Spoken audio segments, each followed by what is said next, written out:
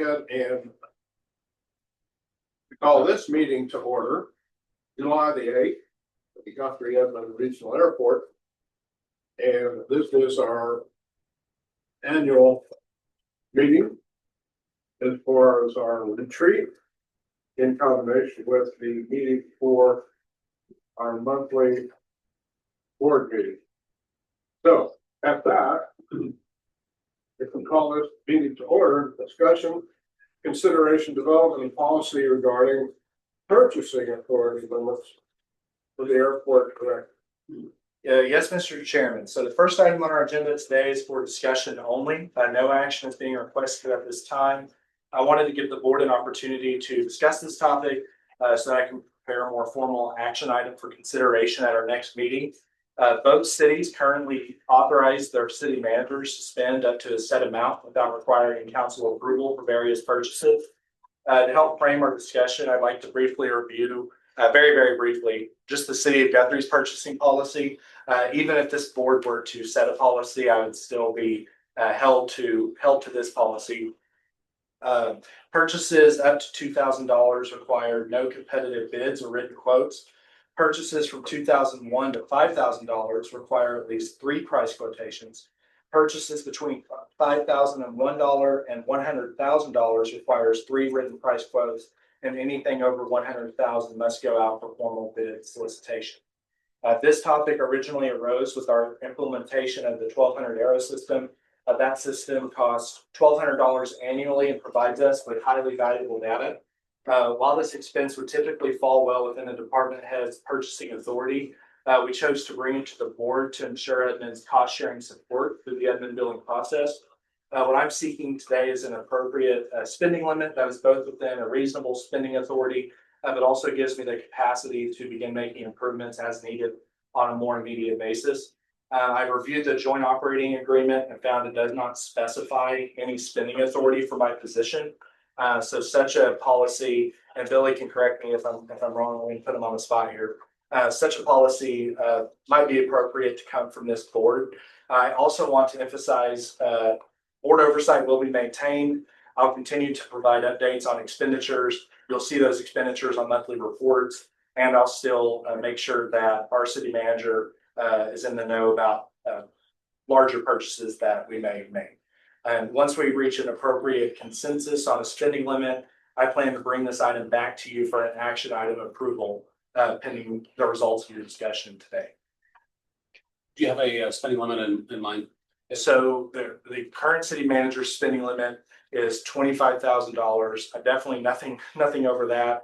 I would be open to, I would throw out around the 10 to 15-ish range to start with. I think anything over that, we'd get a little into some higher quotes. In this system, do you find any problem getting 3 written bids? Are quotations from vendors? It depends on what it is. So for example, a great example really is our odal system. That there weren't too many electricians that were keen on working a system like that. And so I would imagine there are some instances where it can be difficult, but for the most part, we make our best effort to, even when we don't have to have 3 written quotes, we'll still search around for the best price for stuff. And you get good response. Generally, there have been times that we've had to use a no bid as one of the responses. So if we go to a company, they say, we're not gonna give you a bid on it. That can't count. Gotcha. And on that bid system like that, are we necessarily required to accept low bid? We don't have to, depending on what it is. So actually, another action item later during this meeting will be awarding the bid for the fence. And we're actually not going to take the lowest bid for that. So you'll see an example of that later today. That's my thought. I think oftentimes lowest bid is not. The statutory language is lowest and best. Yeah, that's not so much. Okay. Additional questions or comments on this particular item? I'll just make a quick comment. As a city manager, I couldn't imagine doing my job without a discretionary spending limit of some sort. The amount of time, the velocity, the amount of time would slow you down. Having to ask permission, for example, like that software that we had to vote on, a year ago. That's just dumb for us to have to make a decision like that. It's really just an operational decision. We don't have to live with that software. It shouldn't matter to us as long as we're collecting the data. I don't care if somebody's writing the letters in Word or, Pages or Google Docs. It doesn't matter as long as the work's being done. I think that's an operation. So just my 2 cents. Are you comfortable with the limits, spending limits? Yeah, well, this is the overriding document as Guthrie's, so regardless of what authority we grant to Caden, Right. this policy still overrides. Large, the city. Right. So really what we're doing is we're saying up to a certain dollar amount, Caden, we're trusting you to make good decisions and report back to us on the decisions made. And this is across the board for the other departments, the city, streets, parks, library. Well, that would fall under the city manager's authority in that case. So and I assume it's the same with Guthrie, but in the city of Crescent, if our street department had a need to purchase a piece of equipment, and say that equipment was $22,000, I could make the decision to allow that purchase and report back to council the following month. Without that spending authority, it would have to go to the next council cycle before a decision could be made, and then it would be. So it's city manager call. So what Kate is asking for is some budget authority, some discretion to make spending decisions and report back to us. Ultimately, when we set the budget for the year, we are telling him what his budget authority is because we've given him a budget to work. So he still has to respect that budget. It just allows him to make calls on the regular. Question for you, Kate. So do you have access to money or are we spending Guthrie money that's reimbursed by those cities? We're spending Guthrie money that's reimbursed. So at the end of the day, when we give you the spending authority, that's still subject to Eddie agreeing to it as well. I mean, we're not giving you blanket authority to spend money. It's because right now the airport doesn't directly have its own money. Is that fair? That's fair. Okay. Yes, sir. That's interesting. That's an interesting twist. How does that affect things long term, really, Kate? I wasn't aware of that. So tell me how that shakes out. If he makes a decision, does that mean it still has to go before the council anyway? Or No, it has to go before Eddie? It would fall under Eddie's 25. So if we give him Okay. 10, that would still fall under Eddie's 25,000. I see. Okay. But he would still need, it would still ultimately need Eddie signing off on it, Right. spending it, because it's ultimately Guthrie money. So that being said, there's already 2 sets of, there's already 2 people involved in this decision. Yeah. Then it seems like a real no-brainer to me at that point. And just as an example of what kind of expenditures kind of also brought this on, we looked at replacing the tables and chairs in this room. That would be kind of silly to bring to you all. It wouldn't be terribly silly, I guess, but I mean, it's kind of mediocre out there. And then updating our website. That's something that we put into this year's budget. That's something we wouldn't be able to take next steps on without you. Now, we definitely want guidance on stuff like that, like branding and imaging. However, there's certain purchases out there where there's kind of a gray area between taking care of something immediately. I'm obviously not going to we need to replace a hammer to you all. But if we also need to replace PAPI lights, which could get a little bit more expensive, there is no written policy delineating what needs to be brought to you all for authority and what decisions we can make in-house that are pretty along the lines that I have to in terms of replacement. Well, I would comment that I find this a little bit on the edge of shocking. Because what you're telling me here is you don't have an authority to spend money, do you, at all? That's been a changing target for all of my predecessors and myself included. It's been almost like we're going to spend money on this more expensive item. You all as representatives of Edmond need to have some kind of authority to make those purchases. So whenever I bill Edmond and Edmond says, where did this come from? We didn't approve this. You all are the entity that gives that express permission for me to do that.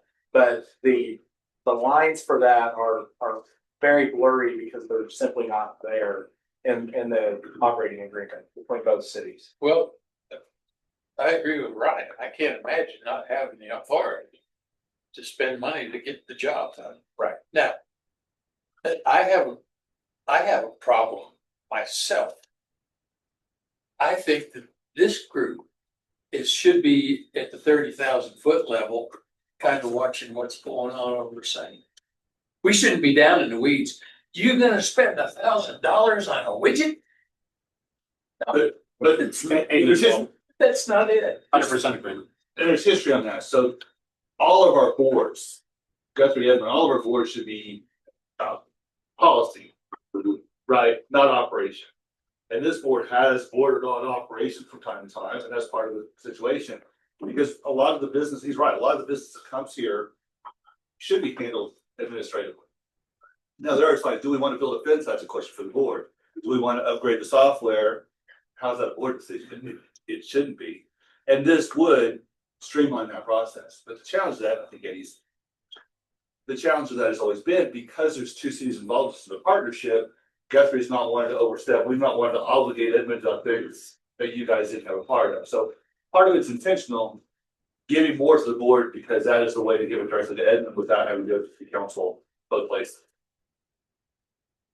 Thank you for that. Maybe I'm dragging this out, but isn't that already kind of delineated in your annual budget?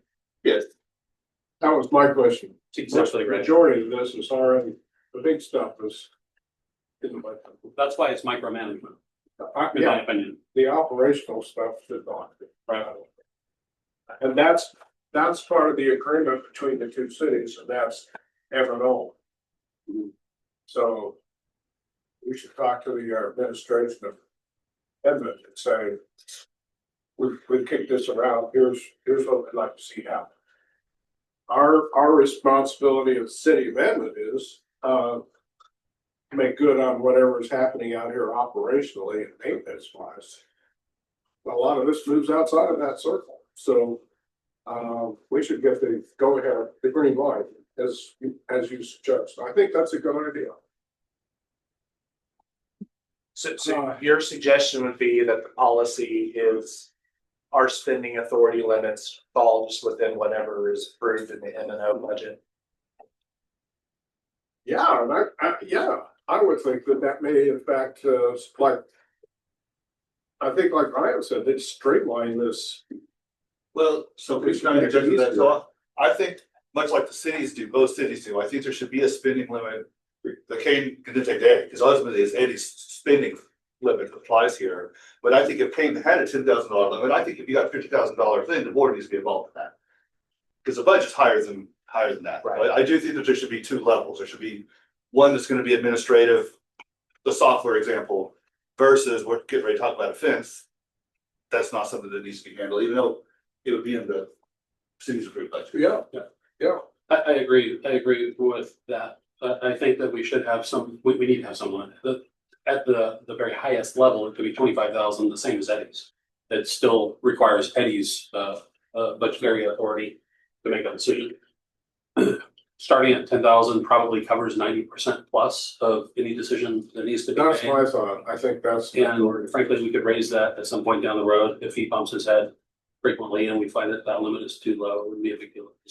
If you look at the original agreement, the goal when we redid it was at some point, this airport has its own accounts, has its own money, its own budget.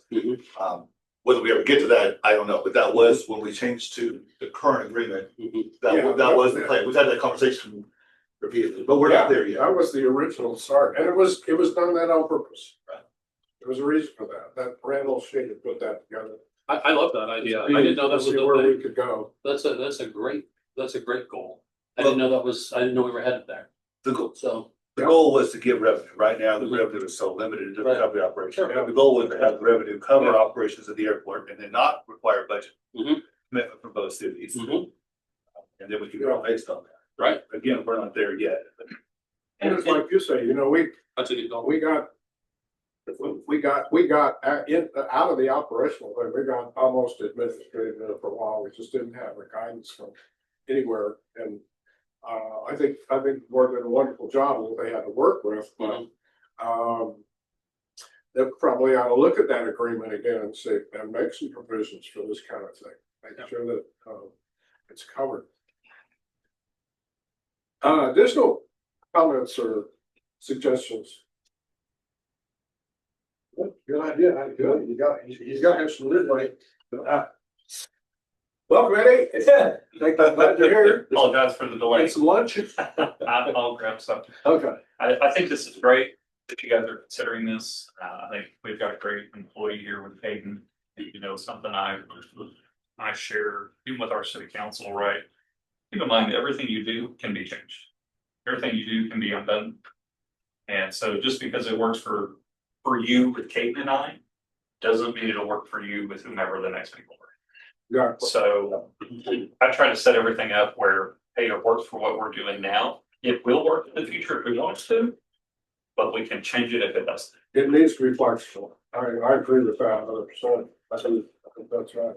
And I thank you for your trust in Kate and in me ultimately. Well, and that's the other thing. What have we had? In the last 12 years, 4 airport managers? Sure. This is cream of the crop right here. I agree. We've got somebody that, some of those folks were a little less than capable, let's put it that way.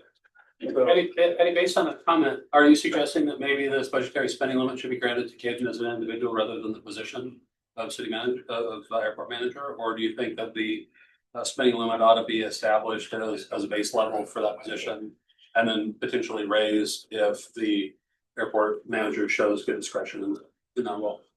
I like option 2, but let's leave it general for now. So, you know, worst case scenario, if Kate wasn't here, you know, I wouldn't want to stop operations. But as long as I'm here, as long as we're here, we have an understanding that, yeah, things are in before you regardless. So, thank you. well, that was a great discussion. I think as far as this kind of a meeting, this is the kind of thing that can be thrown out and waded through. And we have a lot of good expertise on this board, so we have opportunities to make bigger and better decisions. So is the general consensus number I need to bring back to you at the next meeting, is it 10,000? Is what you're comfortable with? I just want to make sure if I craft an agenda item at the next meeting, it's a number that you all already agreed on. 10,000 sounds like you got a problem with that? Okay, do you believe that 10,000 covers 90% or more of the decisions that you would need to make? Definitely covers 90%. I was trying to think of any other general, like any airport light that's absolutely necessary that would possibly be over that, but I think we can cross that bridge when we get there. Yeah, 10 works for me in that case. Yeah. I'm not sure that a spark plug for a John Deere tractor costs $10,000. I think we'll make it. We don't want $600-800 hammers like the airport's got though. Gold toilets. Well, okay then, if that's, most of the comments were excellent. Thanks everybody for participating in that. We can move on to the next item, and that would be the presentation on local matching requirement for the upcoming CIP. This is a big deal this year. We have a lot of stuff on that particular schedule, so can you present that? We're ready to go, yes. That would be excellent. I know I kind of go over this with you all every year. This table is included in your packet as shown on the screen. During this item, I will review where we're at with various projects, what the funding may look like. Over the past 2 years, I've brought many different tables to you because there's so many different ways to show the funding. I've shown you the funding depending on when the grant application was accepted, when the work actually began, or when the payments have begun.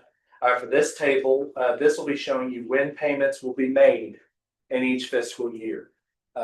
Starting with the taxiway project, we will be paying for the bulk of that project in FY26 during the construction portion. But right now we are actively making payments for the design and construction. In your packet, I've included a copy of the public presentation. I'll skip to this for just a quick second. Of the public presentation for the taxiway project that will be distributed closer to the start date. I've been told the last week of July is when they will begin that. We will make revisions to this PowerPoint as our design drawings change. For instance, I think Board Member Husky talked about changing the vehicular movements around hangar 21 to stay on the taxiway a little bit longer. And so we'll make that change and that will be included in this PowerPoint. If there's any suggestions for changes, please let me know soon. Towards the end of it, I've included sample NOTAMs for each phase. I have not run these by Toby yet, and so forgive me if you're looking at them and if you look a little wonky. This is what I've sent to Toby based on the drawings that he's provided, and we're going to be checking those and making sure that we're ready to go for each stage and we know what needs to be programmed and when. We'll also include this on we'll get this printed out on a big board and put it in the lobby so that people can see and people can get used to what NOTAMs they'll see throughout each phase of the project.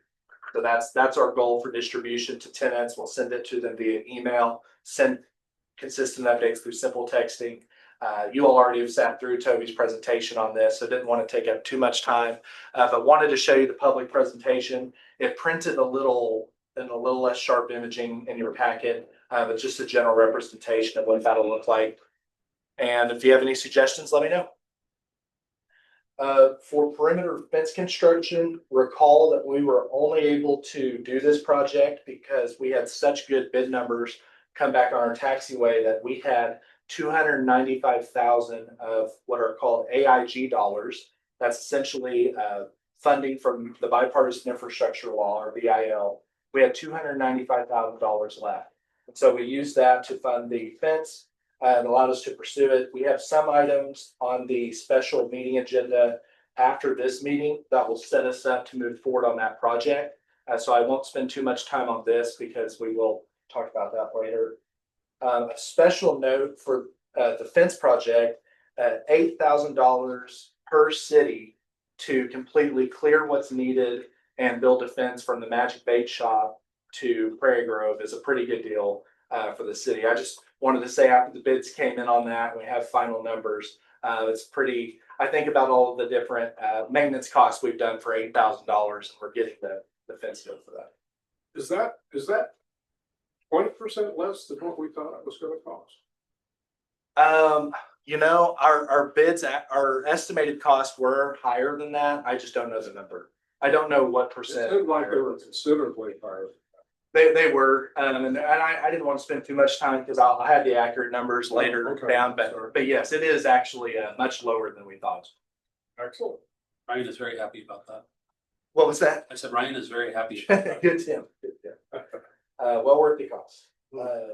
Once we had this project complete, I was going to mention as well, I plan on reviewing our wildlife sighting numbers and what the USDA reports to me they submit their report on a biweekly basis to me. We'll look at reviewing their contract.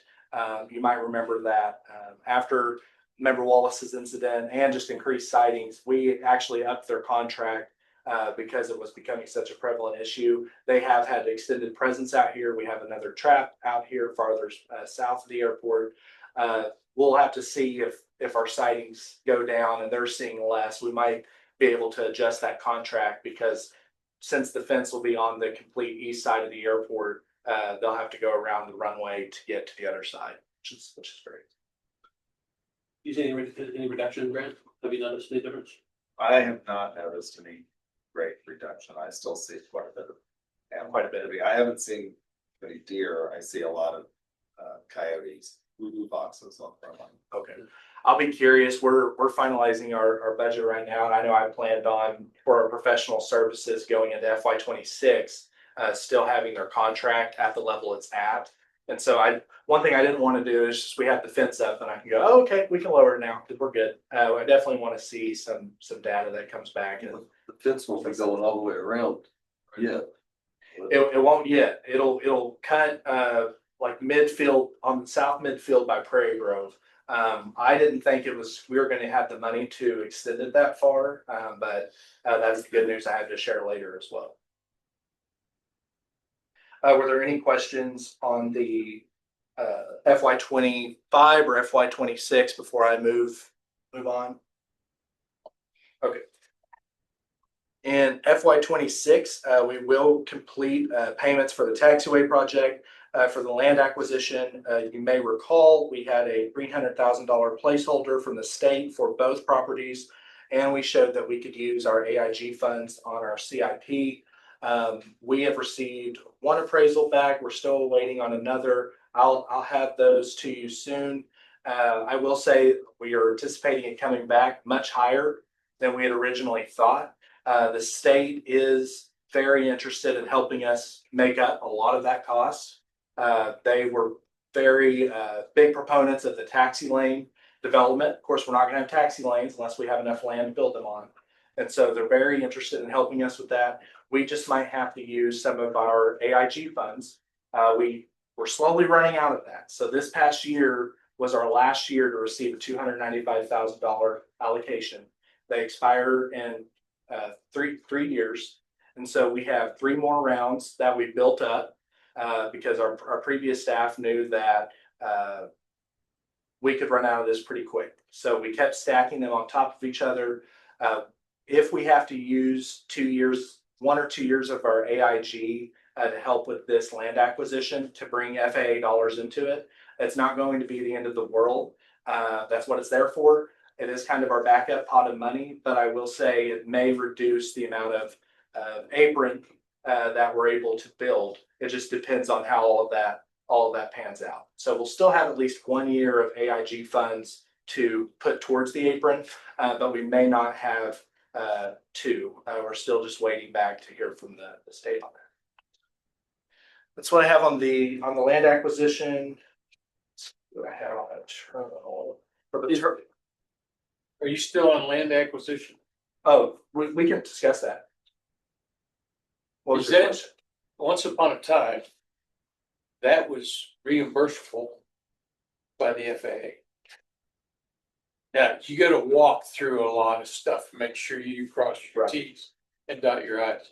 So is that still the case? I've been away from it for a little bit. It is, we can use FAA dollars. Originally, we had planned to, but we didn't want to necessarily, we were gonna throw our AIG at it. We didn't want to throw our entitlements at it. And so we're now looking at bringing the FAA in for funding because we think the cost of the land is going to be much higher than we anticipate. And so we will be bringing in FAA dollars. It does complicate it a lot, but we were prepared for that. We went ahead and had a review appraiser with each original appraiser for the property, which was an FAA requirement because we knew that this might end up being. So matching funds on whoever is helping put money up against it, would it be federal or state? Matching funds is would it be, I would think it'd have to be strictly Guthrie money Yes, so Edmond for land acquisition. Yes, sir. So the city of Edmond has not been a part of this project. This is solely city of Guthrie. That's because of the property purchase. Yes, The sir. other thing about that is what's the minimum that has to be to get the feds back in?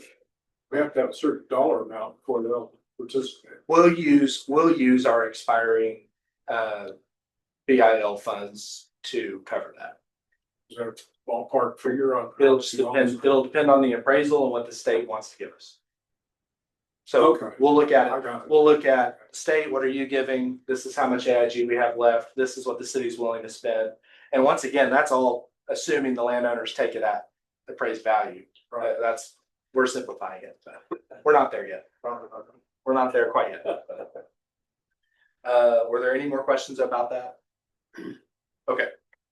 For the terminal building, I've moved this up to FY26.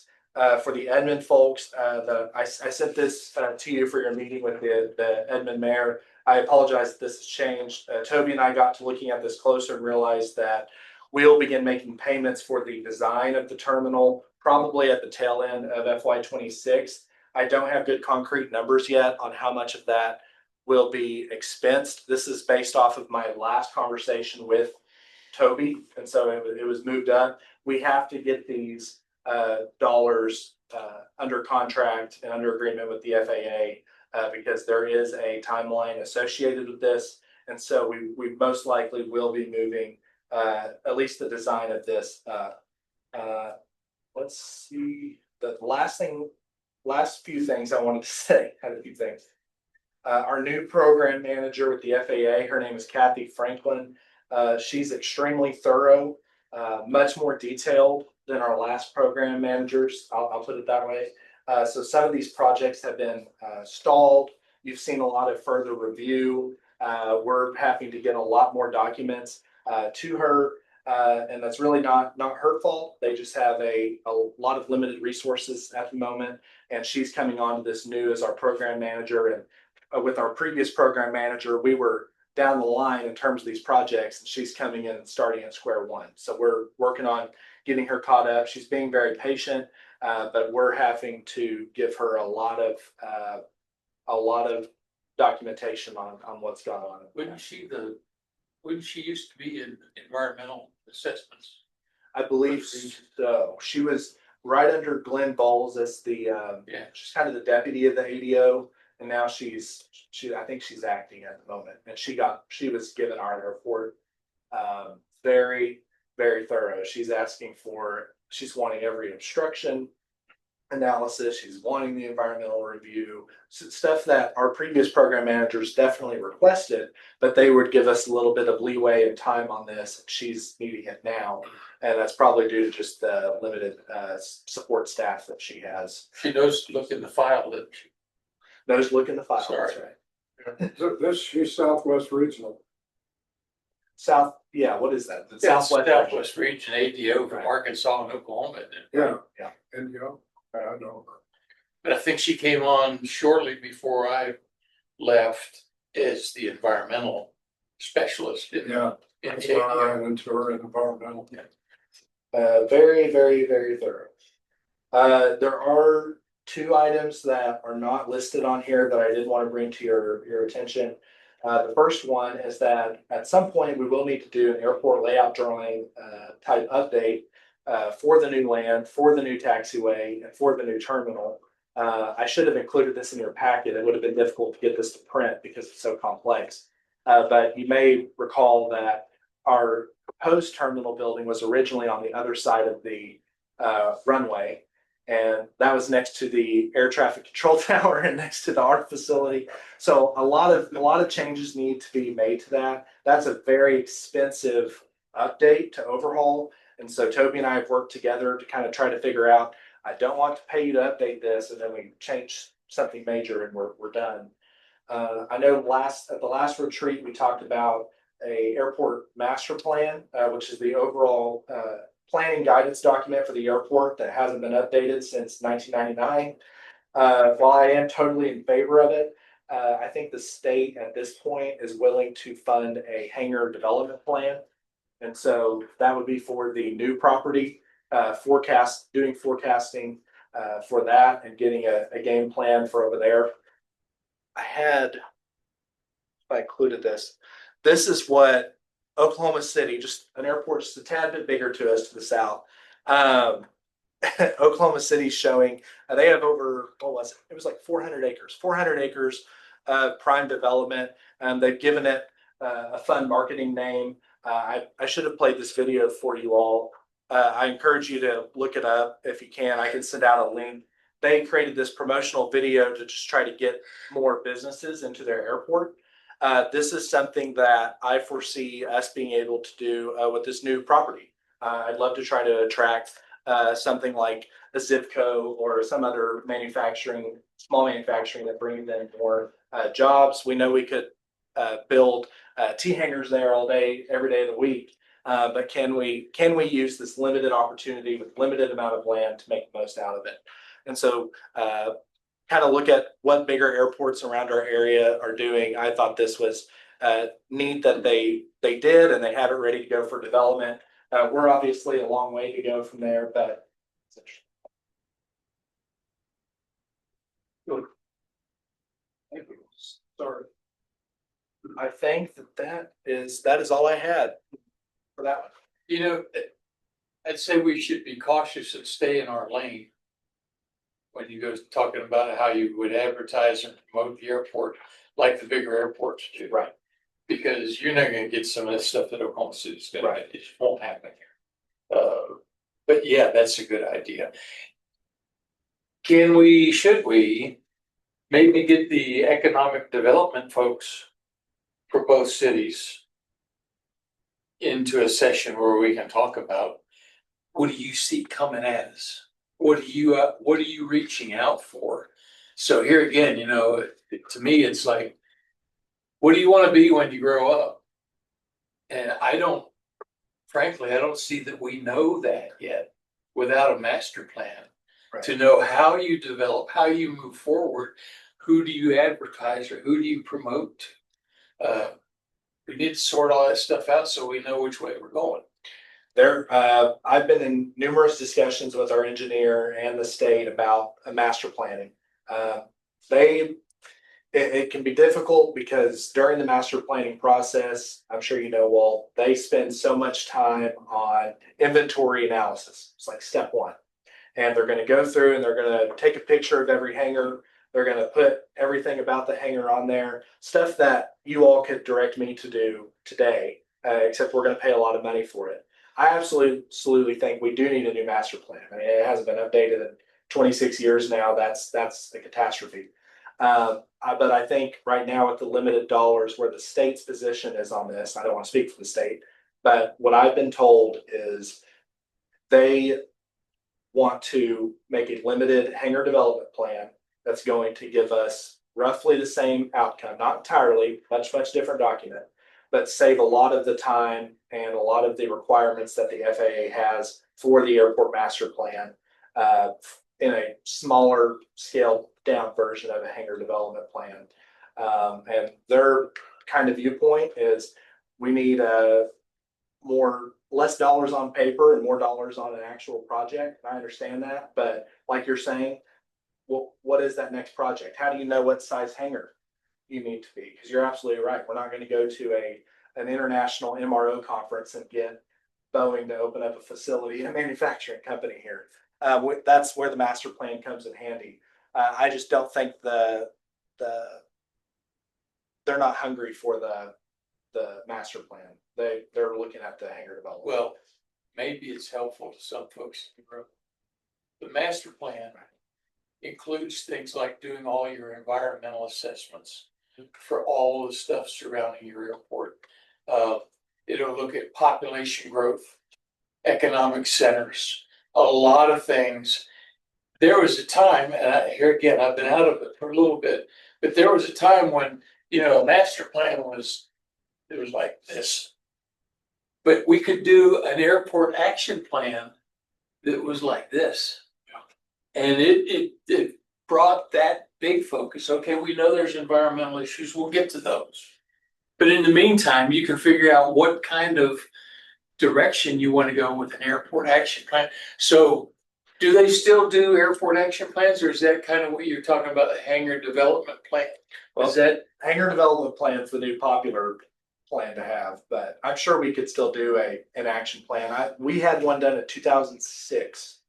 Actually, the same thing you had just described. It was done in 2006. It was a scaled down version of our master plan. Well, I was just looking at some of the terminology used for, you know, sub master plan. Like you said, master plan includes environmental and it's very comprehensive.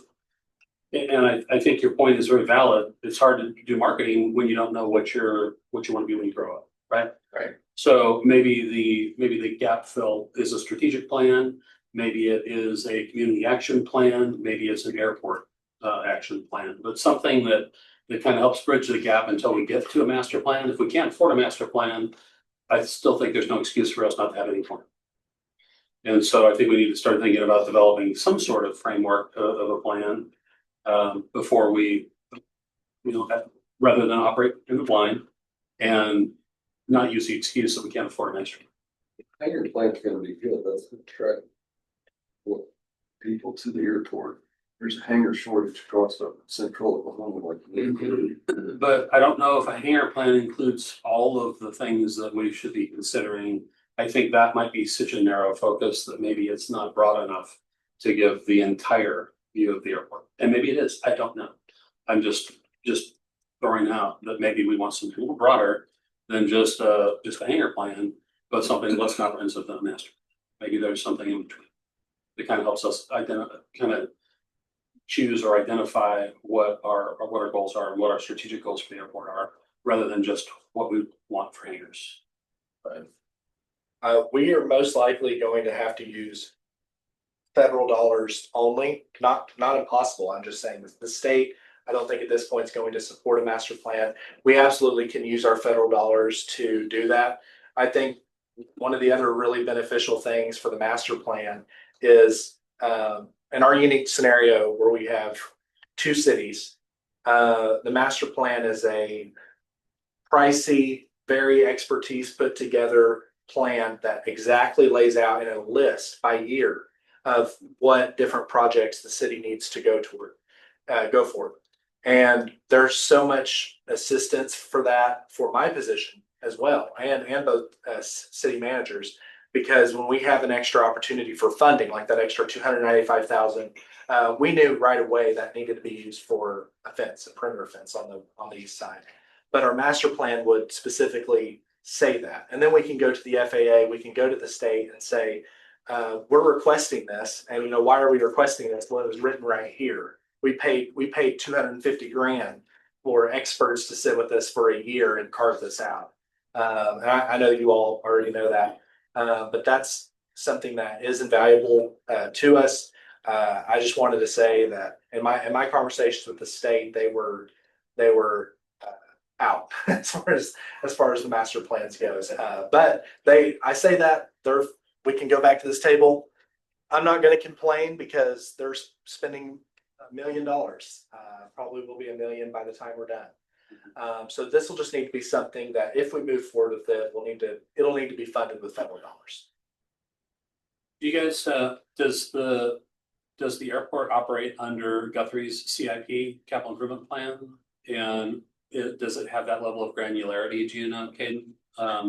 I can tell you. Sorry, I was trying not to throw you under the bus. Yeah, it was right under the bus. So we try to, because to be respectful to both cities, we try to work 5 years in advance. Yeah. So Guthrie, for the last decade, we've done a 5-year rolling budget. So like right now, we're doing fiscal year 26, but we're also planning for 31. So anything major on the horizon, we're talking about it at this point. Mm-hmm.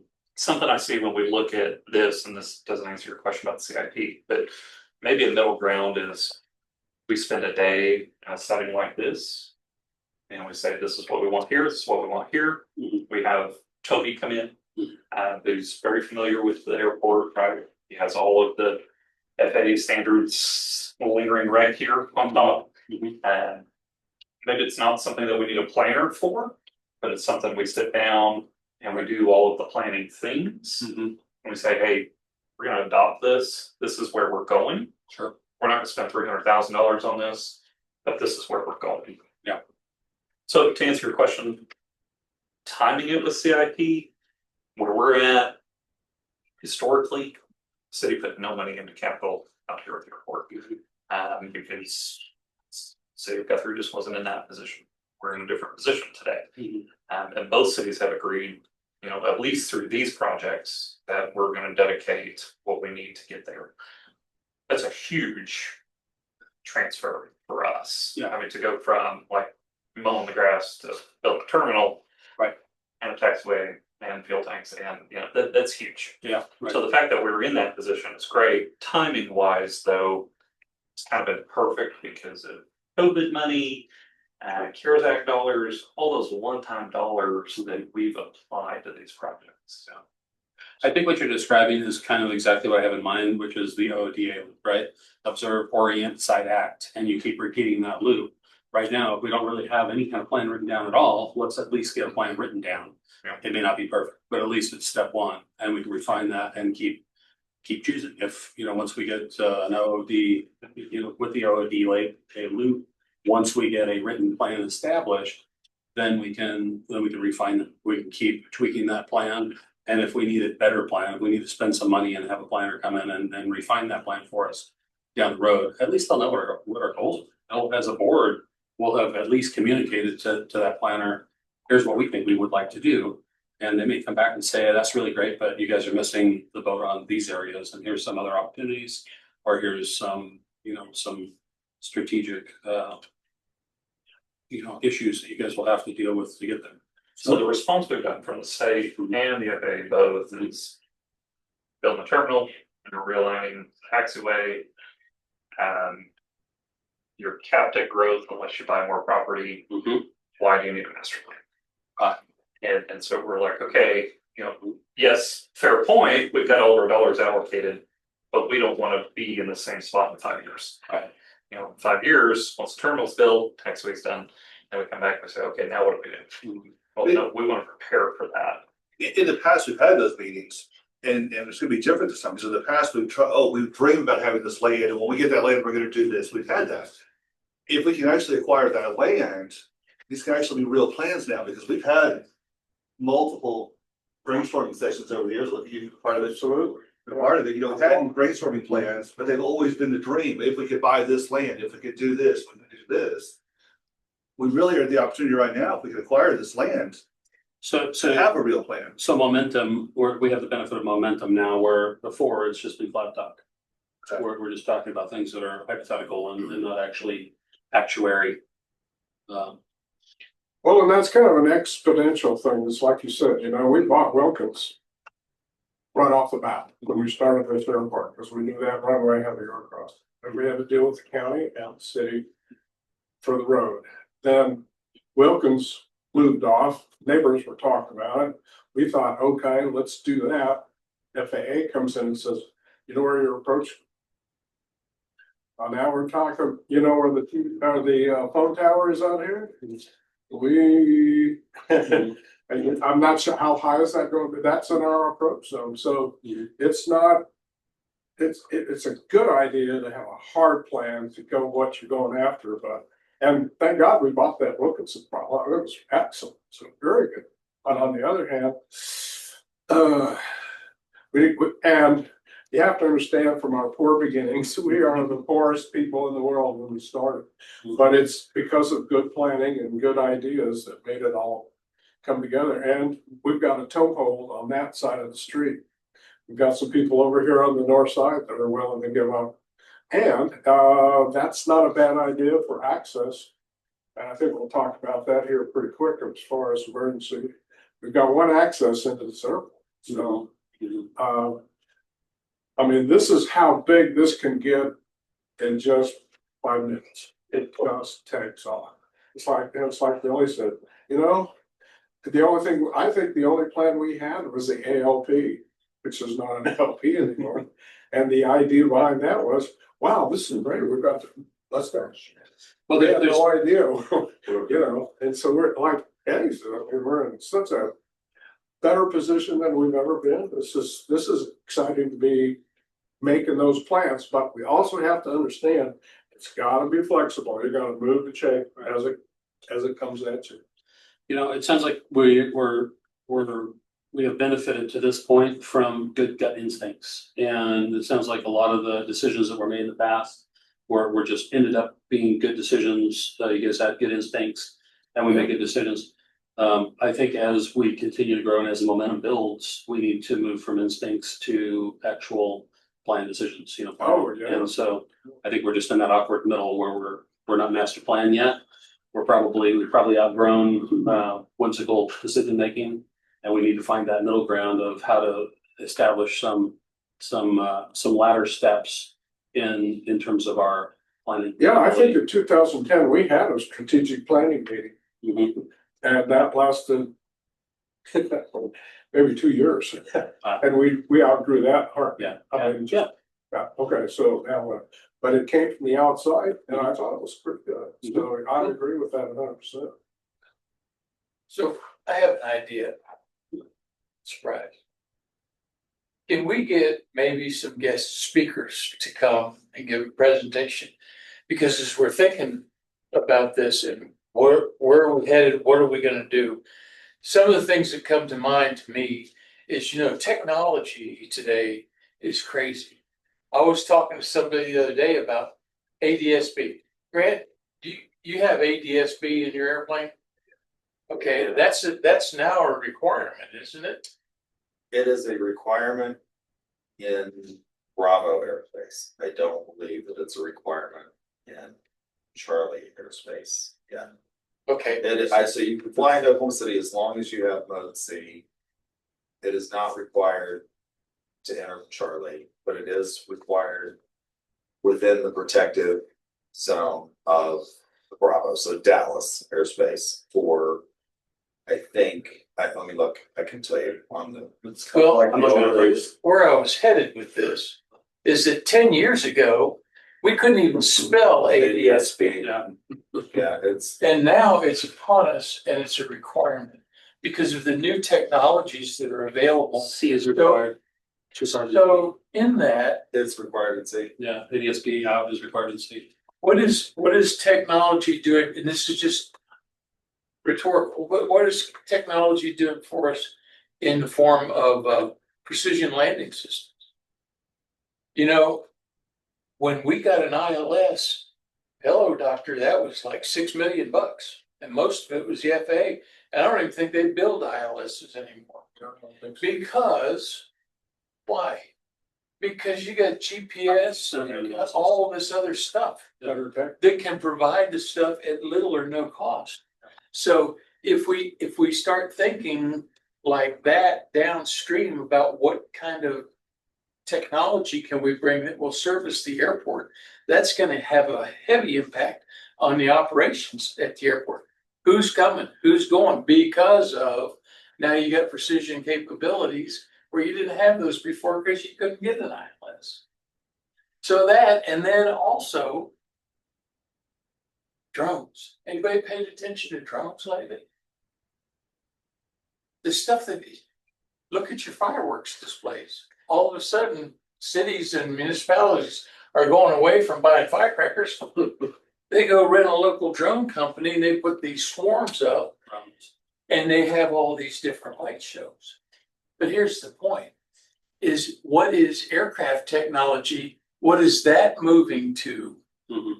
To, you know, maybe you're going to hate this, but maybe we're coming up on, we don't need Skyhawks anymore and we won't be flying.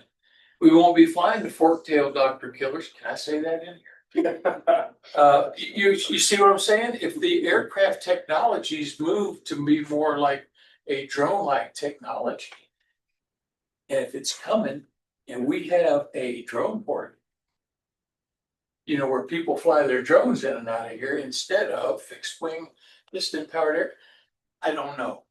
But what I'm trying to say is, you know, maybe we ought to be taking a little bit more visionary look to the future because there might be something out there that would play here better because you're on the north side of Class D.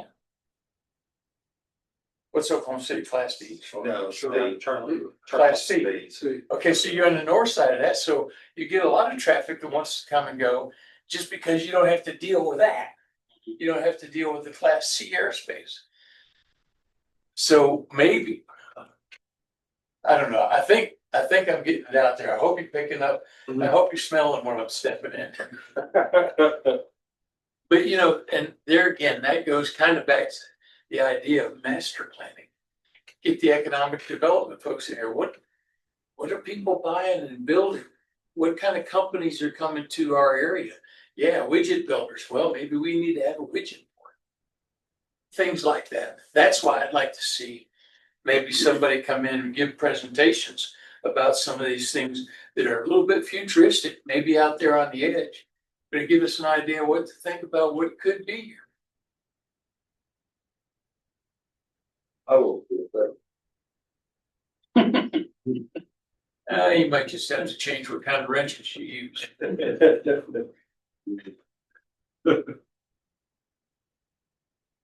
Yeah, every time in my lifetime, there's been a lot of technology is going to replace people conversations. And every time that happens, there's more jobs at the end. Because invariably, that new technology requires new technicians to do new jobs. Yep. So things have always changed, but there's always been a net increase in jobs. And I don't know that that will always be the case, but every time that fear has been a driving factor in decision making, that it has not ended up materializing.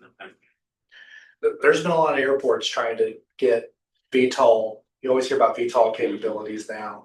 And airports haven't yet figured out their way to get their funding from that. Because I hear about those developments, and the first thing that comes to my mind is that's no fuel sold.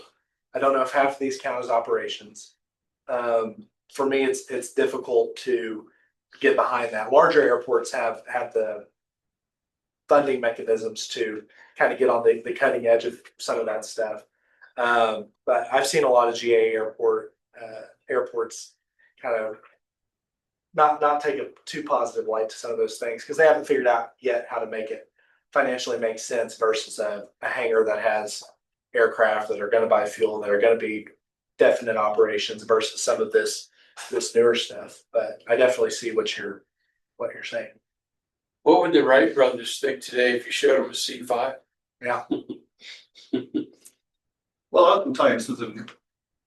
I agree with something you said though, because 10 years ago, could you imagine a car driving itself? No.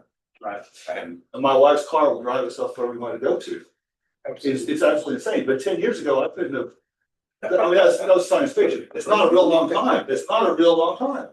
General aviation aircraft now lands itself in emergency situations. That was unimaginable to me, 20 years ago. I couldn't imagine that I'd ever see that in my lifetime. Yeah.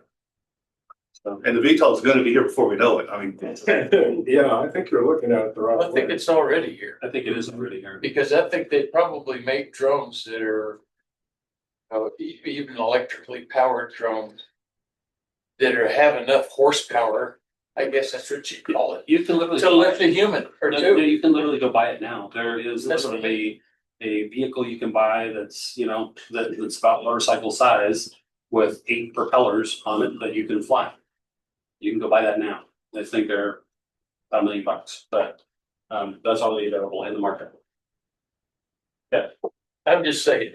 I think your point is involved in that. I host a sales competition every year at Love's, and this last year I walked out of the facility at Love's at their corporate headquarters, and there's an entire row of electric. Love's has installed an entire row at their corporate headquarters of electric charging. Yep. And I'm like, isn't this like the chicken voting for Colonel Sanders?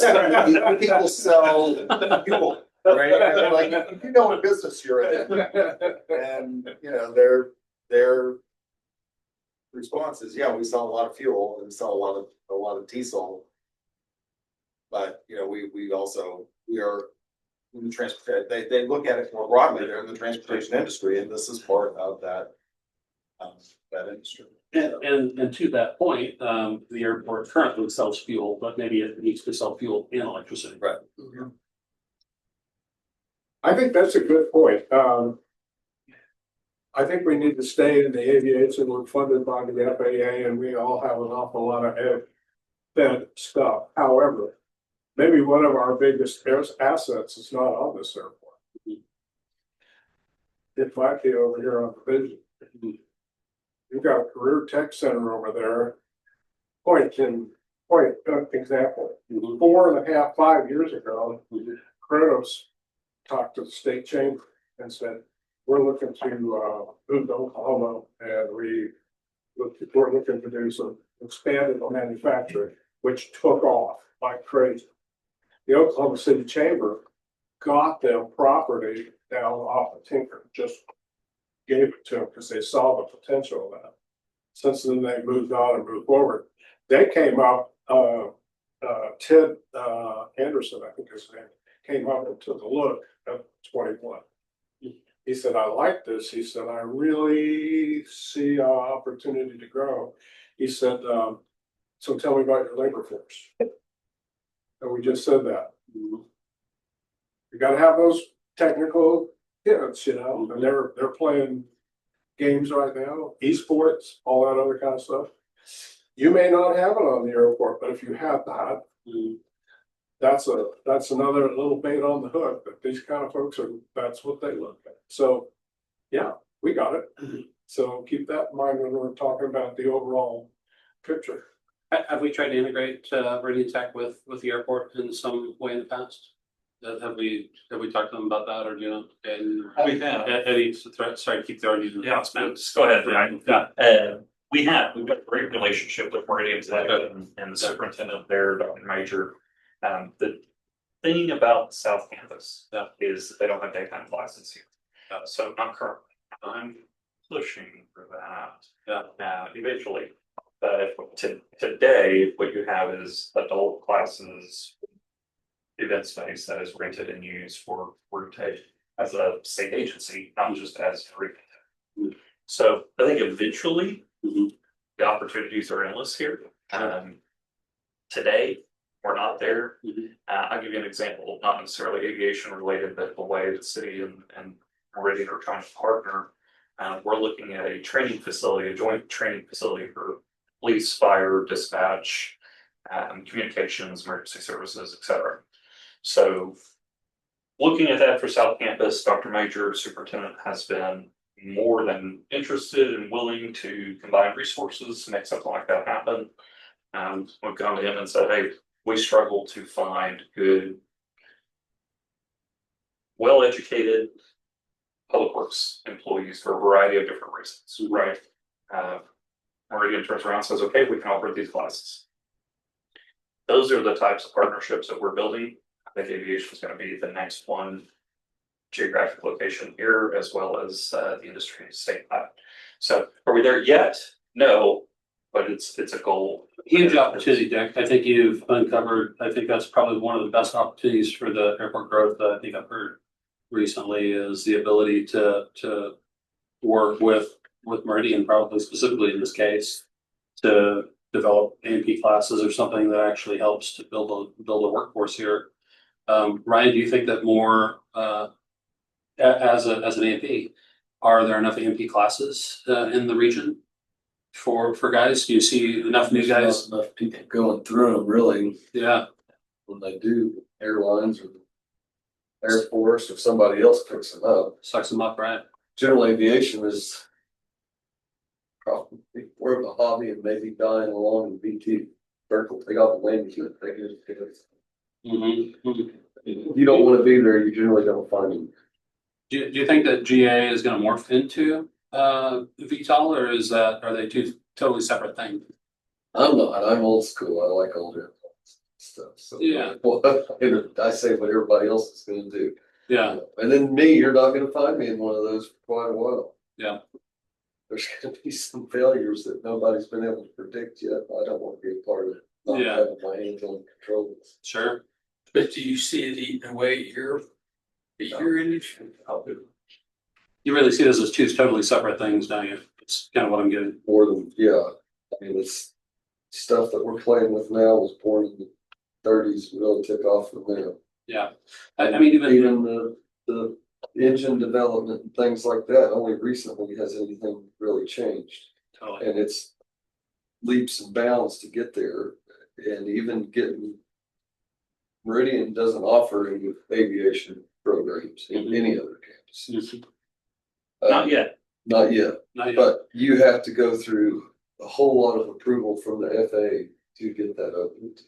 One of the things I think that's changed a lot in my time in aviation is avionics, right? We've seen some gigantic changes, not only in what's available, but in the speed at which those products are starting to get to market, especially lately, right? Seems like avionics are starting to move a lot quicker. Well, they've developed a lot too. Yeah, developed a lot. About the landing themselves and all that stuff.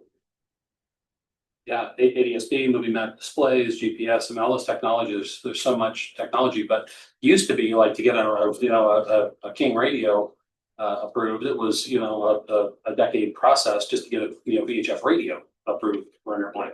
Now we're starting to see, I think, the goalpost, maybe lowered, or maybe it's making, I think, experimental aircraft, the accessibility of advanced avionics in experimental aircraft has forced the FAA to recognize the safety benefits of getting those products into general aviation sooner rather than later. They ain't changed any of the rules though, so you still got to jump through. Not the rules yet, but the approval process is definitely streamlined on those products.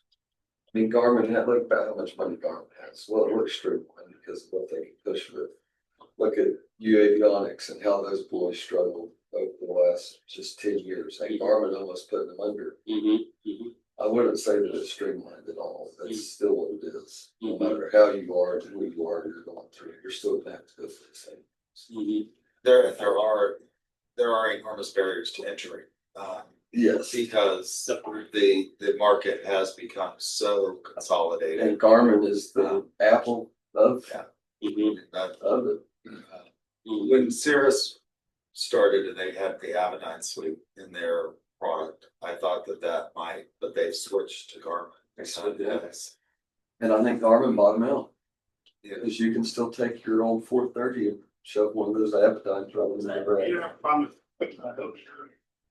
I might be wrong on that, but I thought about the bottom.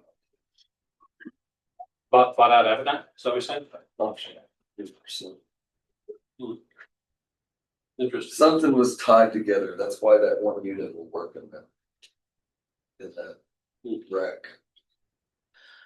Well, in any event, I do think the idea of melding together education and the airport is a strong idea. And regardless of the barriers for that, I think that's one of the big opportunities that I haven't heard explored before. And so I think that's worth digging into. So I think it was really good. Check it out. Solid suggestion, Dick. One of the things also to go along with this, OML's focus this year for their conference is aviation and the impact that the aviation industry has on the state as the second largest industry. Mhm. And so I think, it would be worth the board looking at the sessions that are going to be offered by OML on those topics. If you have interest in attending. It is in Oklahoma City this year, So it's close. yeah, close. Yeah. If you have any interest, let us know. We register September 10th or 12th. Additional comments, thoughts? We could do this all day, I think. A lot of good ideas. Did you have anything you wanted to summarize this with or conclude? No, sir, no, Everybody okay? I think that was a great opportunity to get that all out. I really do. And so then we'll just move on to the presentation for the airport emergency crisis response plan, which is item number 4 on our agenda. The airport is a member of the Logan County Emergency Management Committee, which includes not only our county emergency management agency, but also other emergency services stakeholders. One idea that is moving into the planning stage is hosting a full-scale emergency exercise in the future to assist responders as well as staff with responding to an aircraft incident. This is something that is going to require a lot of planning. We are not a Part 139 certificated airport, so we are not required by the FAA to do this. 139 airports, they'll do like 2 years of tabletops, and they'll do the third year will be a full scale, and they'll keep that rotation. But I feel like it's important, and since we don't have to submit these plans to the FAA, we can work on our own timeline and create something that works for us.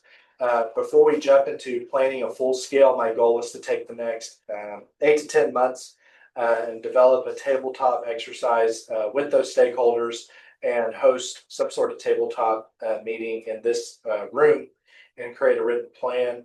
I have Stillwater's plan, but it was a commercial service airport version, included a lot of FAA rules and included ARF, Airport Rescue and Firefighting Response. I received Ardmore Airport's emergency plan this morning. I was very thankful for them to share that with me. There's a few other GA airports that will be sending me their plan soon. But you've seen one airport, you've seen one airport. That's going to have to be tailored to us. There's certain aspects of the plan I definitely want to include, such as assign roles and responsibilities, contact information for stakeholders, including our FSDO and NTSB contacts. This was a very thorough part of the plans that I've reviewed. This sounds a little morbid, but they went as far as contacting local hospitals, and we would contact funeral homes, figure out how many victims they could take. That's something that's not a level of detail that we're required to do, but just wanted to give you an idea of how thorough these plans can really be. But again, we're not Stillwater. We don't have a 65-seater plane flying in twice a day, so we might not have the need for that. Information on real quick. What's a tabletop plan? Oh, that would just be great question. I should have elaborated.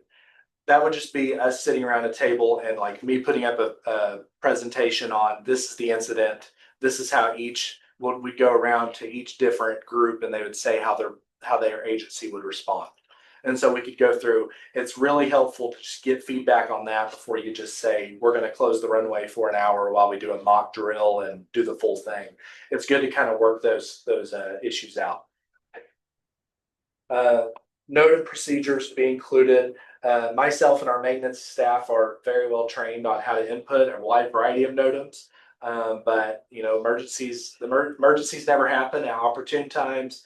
I imagine a scenario where we have a new hire who gets to the airport first thing in the morning at 6, and this happens, and they don't know how to even input a NOTAM, or they forget and panic. So wanting to make sure we have this written plan that can be distributed appropriately. Standard operating procedures and checklists. Our fire department just hammered out an incredible mutual aid agreement for us with the Edmond Fire Department. This Guthrie Fire Department comes out once a year, looks at our fuel system, gets familiarized with the airport. That's not something we've done with Edmond. And I'd like to just kind of formalize this process a little bit more with the Logan County Emergency Group. Do we feel comfortable talking on the radio? If I told you there's an incident in Hangar 24D, do you know where to go? Are you aware of how our fuel system works here? Just stuff like that. It's been, we've had that structure in place every year, but it hasn't been a very formal, detailed process, and I think we can benefit from that. For this item, I don't have anything concrete for discussion. Just wanted the board to know that we're working on this. We have serious interest from the groups involved. Very thankful for it. And we're going to begin actively preparing for a tabletop exercise.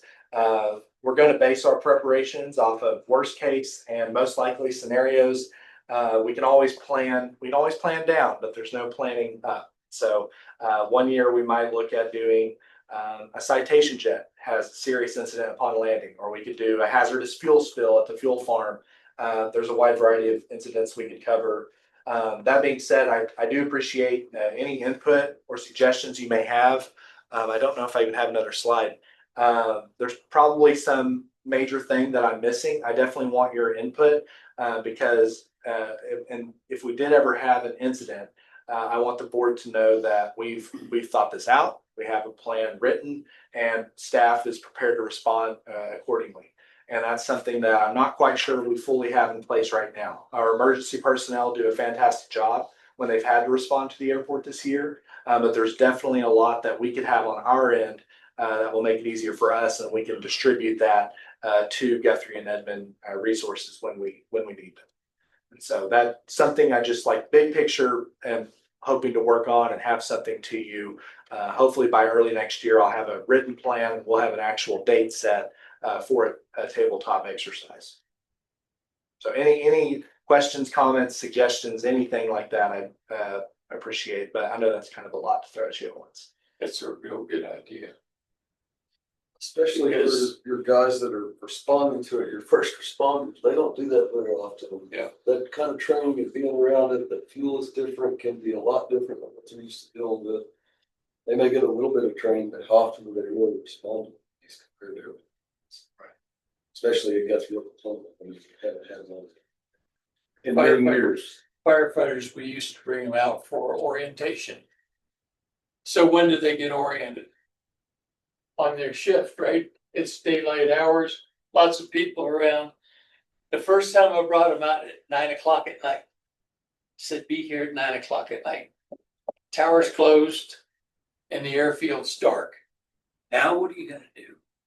Because all of a sudden, what are those colored lights? What does all that mean? And why don't you have any street lights? So it's really enlightening, okay, and I'm not being facetious about it, it just is. And for them to come out here and never been on the airport, yeah, it's a really good idea. Based on the activity of the fires that we had earlier, Logan County, Oklahoma County, especially northwestern Oklahoma County, emergency management seemed to have a hierarchy for how they distributed this. Are we part of that?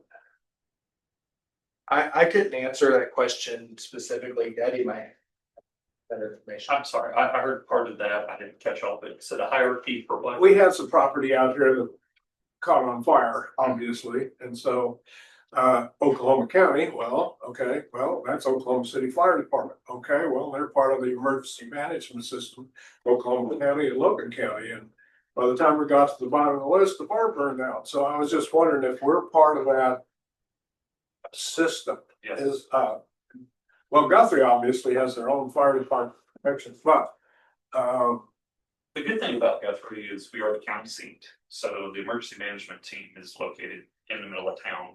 At the courthouse, just across the street here on Broad. So we work very closely with them. Whereas Oklahoma County, is obviously in Oklahoma City. Yeah. You're on the edge of it. We're here in the heart of it. So same time we were having all the fires in March.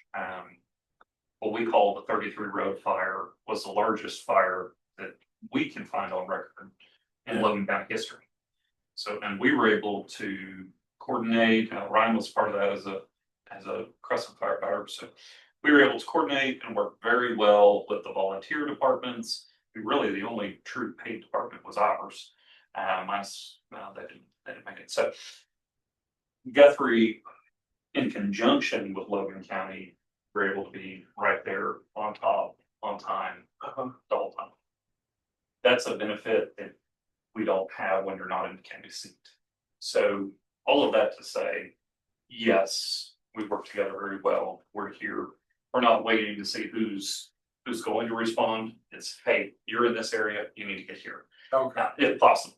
yeah, So okay. that's the way that worked.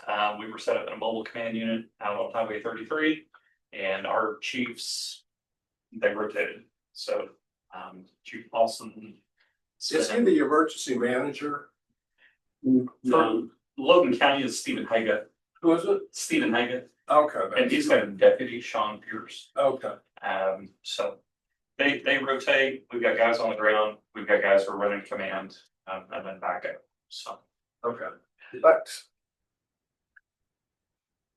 We were talking the other day that, if anything, we just signed an agreement with Edmond PD, a mutual aid agreement. They've never been on fire, Edmond fire. but they've never been on the airport. Yeah. I mean, how do you respond to your point? And that's something. So let me talk to that for just a second. That's mutual aid, right? Yes. So something that we didn't get here overnight, right? We've got these silos, I'm doing this, don't look at me, I'm doing this, I'm not gonna look at you. We're trying to undo that and say, look, south of Waterloo, north of Waterloo, it's good for the goose, it's good for the gander. And so, especially on a regional approach, we're trying to eliminate that across Waterloo, and neither one of us is talking to each other. That's not the mentality that you have here. It's not the mentality you've got with council. That's not the mentality you have at city management on either side at this point. So for us to have a mutual aid agreement for the first time in our history, that's awesome. It's huge. So I applaud you, your board, your councils, all of us working together to get there. Chief Lawson was working with Interim Chief Weaver, and now Edmond has a new chief from Stillwater. Lawson had known him a little bit. I know they've networked over at the State Fire Association. So getting them out here together for some training, I think is something that's going to be coming very soon. I'll tell you, Guthrie Fire Department, we had an issue with an SCBA machine. one call to Edmond and they said, hey, come fill up your box. It's not a problem. So we're moving in the right direction in the training and everything we've discussed today, right? We didn't start here. So undoing it and moving to the future is just taking some time. I will say from the perspective of The fact that as we grow and get bigger, and we're talking about the financially responsible to have some equipment out here. And that's high dollar stuff. Yeah. So if we get the agreements now, then those requirements come down. We can do that. I think that's, glad to hear that. there's a lot of interoperability in fire and all EMS nowadays. The Oklahoma standard is kind of what's known in this area. And it was born out of some of the earlier disasters, most recently the Murrah bombing. And interoperability is pushed all through fire, EMS, ED, all of the first responders are working on improved interoperability. I don't think it's siloed so much as it is just everybody is more familiar with their regional exposures.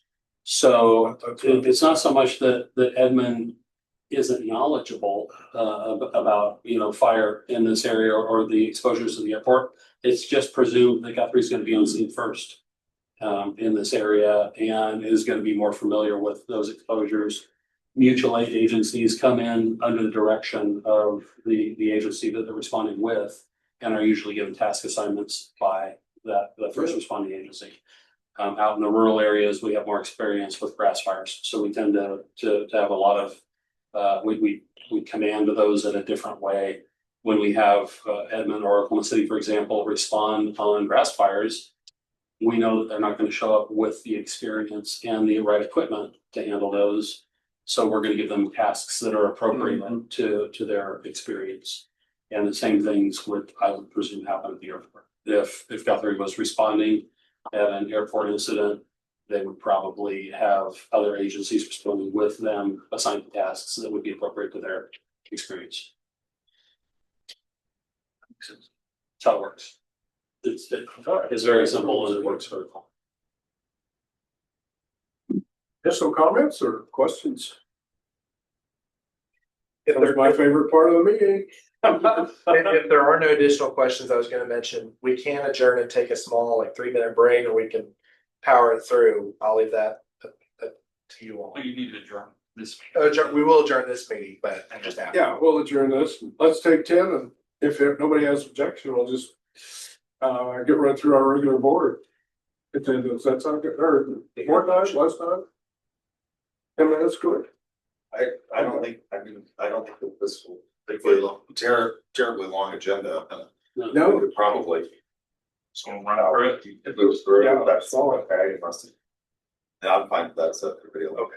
All right. Well, that's all. Yeah, that sounds good. Everybody's ready to just move on. We'll just need a motion to adjourn. Then we can adjourn. Second. Moving and seconded. Those in favor? Aye. Meeting is adjourned.